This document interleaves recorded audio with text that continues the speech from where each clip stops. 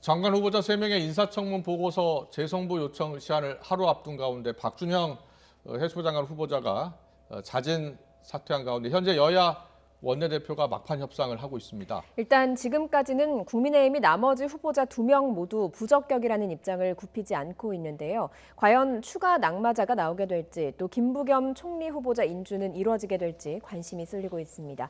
추은호 해설위원과 짚어보겠습니다. 어서 오세요. 네, 안녕하세요. 안녕하세요. 어제 민주당 초선 의원들이 3명 중에 1명은 임명 철회해야 한다라고 주장하지 않았습니까? 그렇습니다. 1명 이상이라고 했죠. 일단 박준형 해수부 장관 후보자가 자진 사퇴했죠? 그렇습니다. 박준형 해수부 장관 후보자가 이제 자진 사퇴를 했습니다. 예. 아마 지금 현직 신분이 차관입니다. 네. 그래서 현직 공무원이기 때문에 중간에 마음고생은 많이 했겠지만은 청와대에 강하게 못하겠다, 물러나겠다 이렇게 강하게 의사 표현하기는 참 힘든 위치였을 겁니다. 예. 그래도 하여튼 본인이 그만두겠다는 뜻이 전달이 됐고 청와대 고위 관계자의 설명에 따르면은 문 대통령이 국회 의결을 종합적으로 판단한 결과다. 박준영 후보자의 비리가 많아서 유독 많아서 그런 건 아니다라고 이렇게 좀 감싸기도 했습니다만 예. 아무래도 자진 사퇴라는 표현을 했지만은 그래도 지명 철회에 가깝다 이렇게 보셔도 될 것 같습니다. 예. 알겠습니다. 이제 남은 후보자가 임혜숙, 노영욱 두 장관 후보자거든요. 그렇습니다. 청와대 정무수석, 이철희 정무수석이 박 후보자 사퇴를 계기로 좀 신속하게 인사청문 절차가 완료됐으면 좋겠다 이랬는데 이러면 두 사람을 좀 임명하는 걸 강행하겠다는 의지로 봐야 되겠습니까? 일단 내일이 시한부인데요. 예. 제가 보기에는 청와대는 두 후보자에 대해서는 임명을 강행할 태세인 것 같습니다. 예, 예. 일단 노영욱 후보자의 경우에는 크게 지적된 것이 위장 전입 그리고 세종 아파트 공무원 특별 분양을 이제 예. 실거주하지 않고 차익을 노렸다라는 부분 아닙니까? 네. 위장 전입은 문제가 됩니다만은 그래도 이제 청와대에서 만들어둔 잣대가 2005년 국무위원회에 대한 인사청문회가 시작된 이후 적용입니다. 예. 이게 노영욱 후보자의 경우는 2003년과 2005년 1월이기 때문에 그 기준이 작동하기 전에 위장 전입이 이루어진 거거든요. 예, 예. 그래서 그 부분은 아마 청문회가 검증 과정에서 별 문제가 되지 않았을 가능성이 있고요. 그리고 세종 아파트 특별 분양권은 국토부 장관으로서 과연 이런 행태가 바람직한 것이냐, 적절하지 않다라고 하는 지적은 있어도 청와대 검증 과정에서는 큰 문제가 되지 않는다라고 이렇게 판단했을 가능성이 높습니다. 예. 그래서 저는 밀어붙일 가능성이 높다고 생각이 되고요. 네. 임혜숙 후보자의 경우에는 야당에서는 너무 많은 의혹들이 나오지 않았느냐. 예. 그래서 국민 눈높이에 너무 맞지 않는 인사다라고 이렇게 주장을 하고 있습니다만은 예. 제가 보기에는 문재인 대통령 판단으로는 여성 과기정통부 장관을 임명해야 된다라는 의지가 상당히 강하지 않느냐. 네. 그래서 임명을 강행할 가능성이 높고 또 하나 여기서 관가해야 될 하서는 안 되는 측면이 뭐냐면은 예. 유영민 비서실장이 인사추천위원회 위원장 아닙니까? 예. 인사검증 실무를 책임지고 있는 입장인데 예. 이 정부의 초대 과기정통부 장관입니다. 과학기술부 장관이죠. 예. 그렇기 때문에 정상적인 루트의 인사검증 시스템에 더해서 네. 전직 과기정통부 장관으로서 이런저런 다양한 의견을 들었을 겁니다. 예. 그렇기 때문에 만약에 여기서 낙마가 된다라면은 청와대 인사검증 시스템 자체가 무력화된다. 이런 우려들 그것을 이제 막아야 된다라고 하는 청와대의 논리도 작용할 가능성이 높다. 그래서 결국 임명을 강행할 가능성이 높다고 봅니다. 네. 그런데 중요한 건 민심 아니겠습니까? 그렇습니다. 청와대도 사실 문 대통령이 월요일 기자회견만 하더라도 3명을 모두 다 임명하지 않을까라는 분석이 많았는데 일단 한 명의 후보자는 자진 사퇴했습니다. 근데 문제가 임혜숙 후보자 같은 경우에는 정의당도 부적격하다라고 그렇습니다. 했거든요. 그래서 한 명의 후보만 낙마하는 게 과연 국민 눈높이에 맞느냐 어떻게 보세요? 일단 국민 눈높이라는 부분들 굉장히 중요시해야 될 필요가 있는데요. 예. 오늘 박준영 후보자도 사퇴의 변에 국민 눈높이에 맞지 않다라고 하는 그런 이유를 들었습니다. 예. 사실 검증 과정에서도 국민 눈높이에 좀 맞춰야 됩니다. 그것은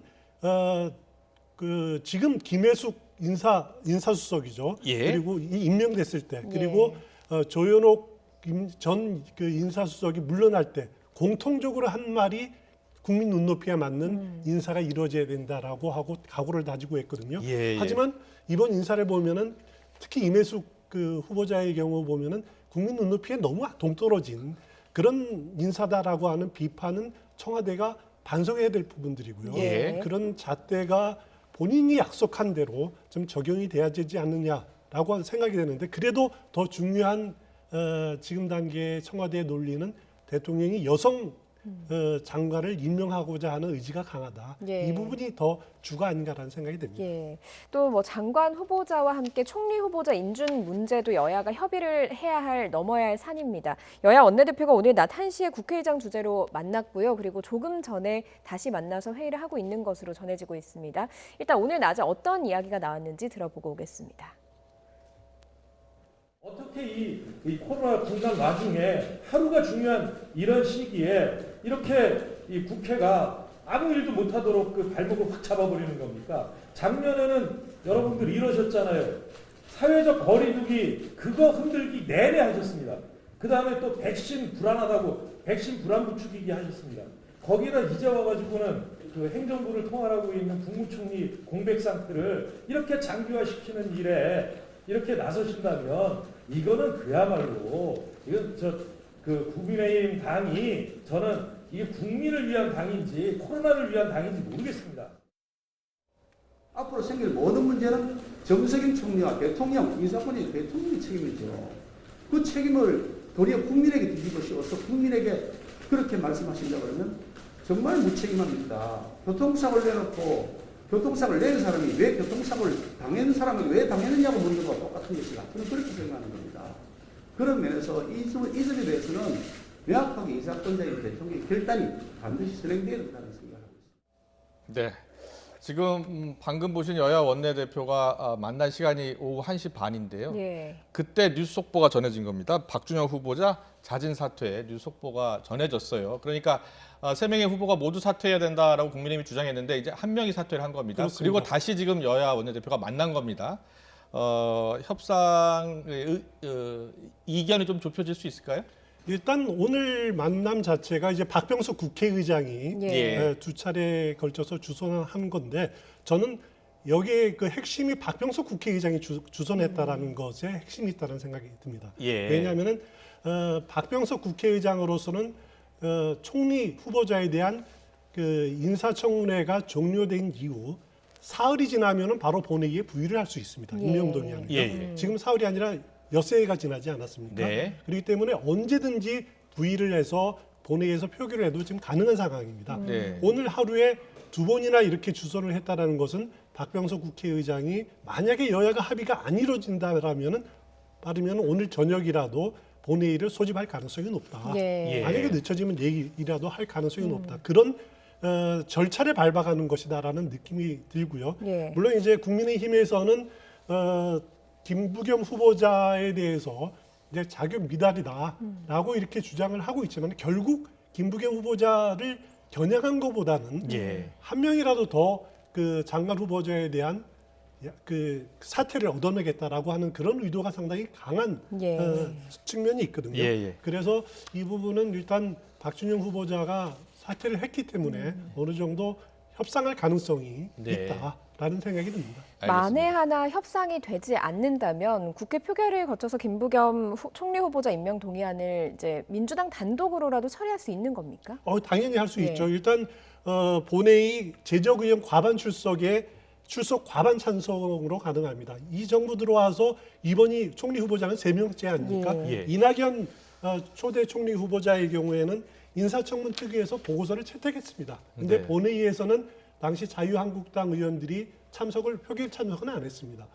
반면 이제 두 번째 정세균 총리 후보자의 경우에는 특위에서 보고서 채택 자체가 이번 불발이 됐습니다. 그래서 예. 본회의가 열렸는데 이제 문희상 국회의장이 본회의에 부의를 했는데 예. 당시 자유한국당 의원들은 그럼에도 불구하고 본회의의 투표에는 참석을 해서 반대표를 던졌습니다. 그랬군요. 이번에는 예. 어떤 그 과정을 겪을지는 모르겠지만은 일단 뭐 본회의에 부의가 되면은 여당 의원들이 워낙 그 압도적 다수이기 때문에 예. 그 통과에는 별 문제가 없으리라 이렇게 생각이 됩니다. 알겠습니다. 지금 여야 원내대표가 예. 협상을 하고 있습니다. 야당 원내대표는 한 명이라도 더 사퇴를 이끌어내고 싶어 할 거고 여당 입장에서는 사퇴 없이 이제 나머지 청문 인유 절차를 마무리 짓고 싶어 할 것 같습니다. 협상 결과 뉴스 속보로 전해지면 계속 전해드리겠습니다. 그리고 계속해서 요즘 여야 초선 의원들 이야기 많이 나오고 있습니다. 초선 의원들이 존재감을 지금 나타내고 있다라는 이야기가 여야에서도 나오고 야에서도 나오고 있습니다. 관련 영상 보고 오겠습니다. 조선원들 내가 분명히 물어보는데 당신들 누구 때문에 삐지 달았어? 부장관님이랑 뭐 개혁하는데 힘 실어 달라고 사방팔방 돌아다니면서 그렇게 고생 당신들보다 더 고생했어.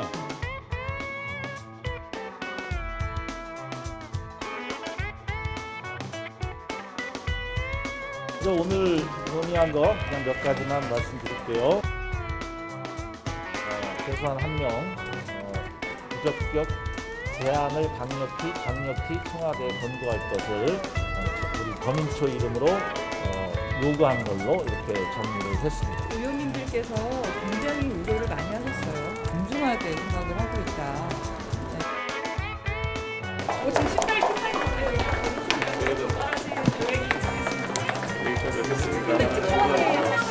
우리 더민총회에서 초선 의원들의 의견을 당대표께 전달했다까지가 사실입니다.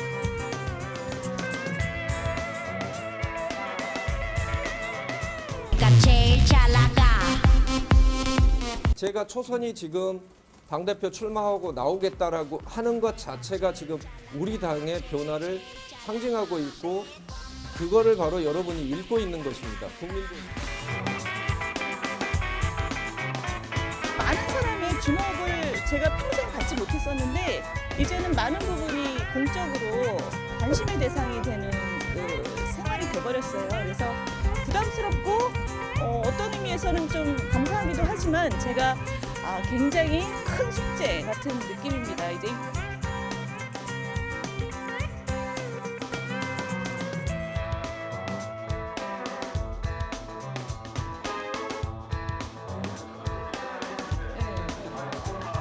국민의힘 최고 정리의 부대셨는데 그러니까 남 선생님께서 그래가지고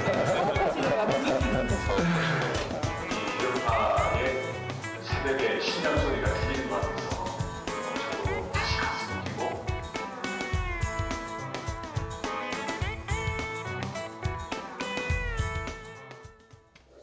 네. 자, 여야 초선 의원들의 반란이라고 또 언론사는 제목을 그렇게 썼더라고요. 근데 민주당 초선 의원들 있지 않습니까? 네. 어제 이 장관 후보자 3명 가운데 최소 1명의 부적격 의견 제출해야 한다라고 이야기했는데 이 내용을 지도부가 몰랐었다고 하더라고요. 처음에는. 그 정도로 조용히 의견을 모아서 강력히 전달한 겁니다. 그렇습니다. 네, 초선 의원들이 이렇게 목소리를 내고 있는 이유는 어디에 있을까요?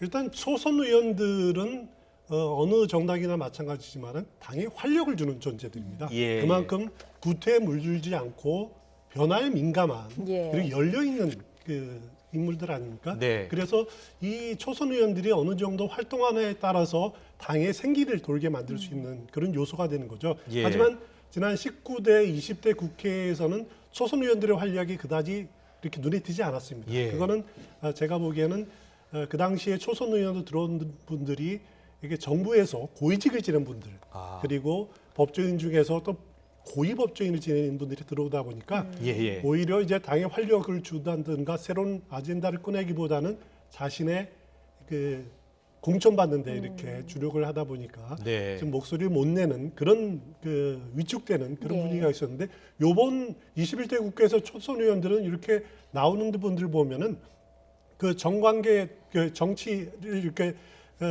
관계에서 높은 고위직을 차지했던 분들이 아닙니다. 이렇게 에너지가 있는 것들이죠. 예. 그래서 이제 특히 이제 민주당 경우에는 초선 의원들의 모임인 더민초에서 요구한 부분들이 청와대에서 수용한 부분들 아닙니까? 예. 그렇죠. 청와대로서도 예. 자칫 잘못해서 이 초선 의원들의 요구를 거부했을 경우에 예. 당청 관계가 흔들릴 가능성이 우려가 있다. 그래서 이 초선 의원들의 요구를 신속하게 받아들인 배경이 아닌가 그렇군요. 그런 생각이 듭니다. 예, 그런데 뭐 어제 그 초선 의원들의 이야기에 뭐 친문 일부에서는 좀 약간 제동을 거는 듯한 목소리도 나오고 있거든요. 그렇습니다. 뭐 어떻게 보십니까? 당청 관계 중요하다고 설명은 하셨지만 초선 의원들의 좀 생기 있는 그런 반란에 좀 제동을 거는 건 아닌가 하는 우려도 있거든요. 일단 당내 친문 의원들이 이렇게 초선 의원들의 말에 대해서 우리말 이제 태클을 건다 이렇게 표현하지 않습니까? 그런 이유는 문 대통령이 그 월요일 기자회견에서 야당이 반대한다고 해서 검증 실패 아니다라고 하는 것을 일단 가이드라인으로 이렇게 보고 방어하기 위해서 이렇게 했던 이야기는 한 측면이 있고요. 또 다른 측면은 뭐냐면은 이것은 초선 의원뿐만 아니라 당내 비주류들이 힘을 얻는 것들을 좀 견제하자라고 하는 그 친문 의원들의 그런 의도가 또 담겨 있지 않느냐. 그래서 어느 정도 송영길 원내대표라든가 마음대로 이렇게 나가는 것을 좀 견제하려는 의도도 담겨 있다라는 생각도 듭니다. 알겠습니다. 국민의힘 같은 경우에는 초선 의원들의 당권 도전이 지금 눈에 띄고 있습니다. 그렇습니다. 앞서 잠깐 영상으로 보여드렸습니다만 김웅 의원 초선인데 공식 출마 선언을 했고요. 원외지만 이준석 전 최고위원도 최근에 여론조사에서 강세를 보이면서 당대표 출마를 선언했고요. 그런데 최근 이 국민의힘 내에서 이런 초선이나 원외에서 이렇게 나오는 목소리들을 과거 야당에서 남원정으로 불리는 쇄신파들 있죠. 그때 이야기하는 분들이 많더라고요. 일단 남원정 하면 이제 남경필, 원희룡, 정병국 그 전 의원을 말하는 것 아닙니까? 그때가 16대 국회 때입니다. 2000년 요 때인데. 그러면 지금으로부터 20년 전이네요. 그렇습니다. 이들이 이제 그 초선 의원 혹은 이제 재선으로 와서 미래연대라는 모임을 결성을 해서 그랬군요. 당의 개혁적인 목소리, 쇄신의 목소리를 내지 않았습니까? 네네. 당시에는 이해창 총재라는 어떻게 보면은 제왕적 리더십이 그 한나라당이 존재를 했었던 거죠. 이 초선 의원들이 쇄신 발언, 혁신적인 발언을 함으로써 당이 극단적으로 보수화되는 것을 막는 효과를 거뒀다. 이렇게 평가를 받는 부분들이고요. 지금 국민의힘에서 초선 의원들이 그 당권에 또 젊은 정치인들이 도전하는 것은 저는 이렇게 봅니다. 이것이 세대 대결로 비춰지는 것은 오히려 당이 건전하고 발전적인 요소다. 만약에 이런 젊은 의원들의 도전이 없었더라면은 국민의힘 대표 대결은 그 지역 대결이 됐을 겁니다. 또 다시 영남당이냐 비영남이냐의 논란, 혹은 도로 한국당 논란 이런 것들보다는 세대 대결이 오히려 국민의힘의 에너지를 살리는데 긍정적인 요소를 작용하고 있다라는 생각이 들고요. 결국 그래도 핵심은 뭐냐면은 대선을 앞두고 변화, 혁신을 이끌어질 비전을 누가 제시하느냐 여기에 맞춰줘야 되는데 초선 의원들, 젊은 정치인들이 그런 식으로 접근하고 있다는 부분은 야당의 긍정적인 요소다라는 생각이 듭니다. 알겠습니다. 제대로 된 비전을 초선 의원들이 제시를 해서 이게 미풍이 될지 돌풍이 될지 좀 지켜봐야 할 것 같고요. 오늘 나온 차기 대선 주자 관련 여론조사 결과 보겠습니다. 이제 저희가 조사 결과를 그래픽으로 준비를 했는데요. 설명을 좀 해주시죠. 일단 리얼미터가 어제와 그제 이틀간의 1,012명 그 대상으로 조사한 가상 양자 대결입니다. 일단 민주당의 후보를 이재명 경기지사로 됐다라고 가정을 하고 야권의 후보를 윤석열, 홍준표, 안철수, 유승민 이렇게 4명을 양자 대결을 했더니만은 그 야권 후보가 이기는 경우는 윤석열 밖에 없었습니다. 그렇네요. 35.5 대 45.7 거의 10%포인트 차이로 윤석열 이기는 것으로 나타나고 있고요. 나머지 이제 홍준표, 안철수, 유승민 누구를 그 대비를 해도 이재명 지사가 이기는 것으로 나타났습니다. 여기서 이제 눈여겨볼 대목이 이재명, 윤석열 이렇게 양자 대결을 했을 경우에 여기에는 나타나지 않습니다만은 부동층이 18.8%에 불과합니다. 다른 3명하고 할 때는 부동층이 34%, 심지어는 42.9%까지 올라가는데 이재명, 윤석열 양자 대결 경우에는 부동층이 18.8%라 거의 대통령 선거의 투표율과 비슷한 82.2%가 되지 않습니까? 그렇군요. 거의 비슷한 그 부동층이 없다라고 하는 부분들이거든요.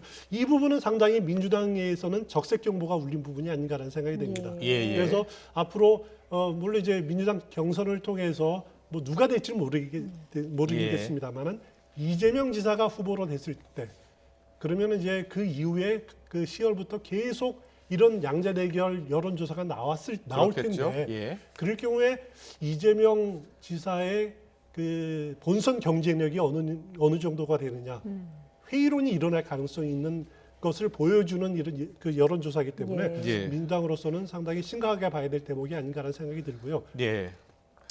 그 자칫 잘못하다가는 그 2002년 노무현 전 대통령 예. 그 후보 시절에 그 발생했던 후보 사퇴론, 예. 또 그 당시에는 이제 정몽준 그 후보 단일화론, 이런 후단협의 그런 논리들, 그런 논쟁들이 당내에서 또 다시 발생할 우려를 담고 있는 여론조사다. 라는 생각이 듭니다. 무슨 말씀이신가 이게 종합을 해보면 이 양자 대결 구도가 계속 가다가 격차가 더 벌어지거나 계속 유지되면 제3 후보론이 나올 수가 있고 충분히 그럴 가능성이 예, 있습니다. 그렇게 되면 지금 뭐 양자 구도로 치러질 가능성이 크다고는 보지만 3자가 될 수도 있고 또 4자가 될 수 있다는 거 아닙니까? 그렇습니다. 이제 4자 구도라고 보는 것은 예. 만약에 여당이 분열이 된다라면은 야권도 분열될 가능성이 있다. 예. 윤석열을 중심으로 한 측, 또 국민의 힘을 중심으로 한 측. 그러면은 아주 양 모두 내구 모두에서 스스로 승리를 장담할 수 있는 예. 그런 구도가 될 수도 그렇군요. 있다라는 겁니다. 정치라는 것은 어차피 지금 단계에서는 상상의 영역이고 예상 가능한 시나리오를 이렇게 펼쳐보는 단계이기 때문에 네. 이런저런 우리가 이제 시나리오들을 생각해 보는 겁니다. 네, 알겠습니다. 그렇지만 지금 단계에서는 가장 유력한 것은 아직까지는 양자 대결 구도다 이렇게 보시면 될 것 같습니다. 예, 알겠습니다. 그렇게 이해하겠습니다. 그리고 앞으로 여론조사가 어떻게 나오는지 그리고 이 격차가 어떻게 나오는지도 좀 지켜봐야 될 것 같아요. 그렇습니다. 알겠습니다. 추은호 해설위원과 함께했습니다. 잘 들었습니다. 고맙습니다.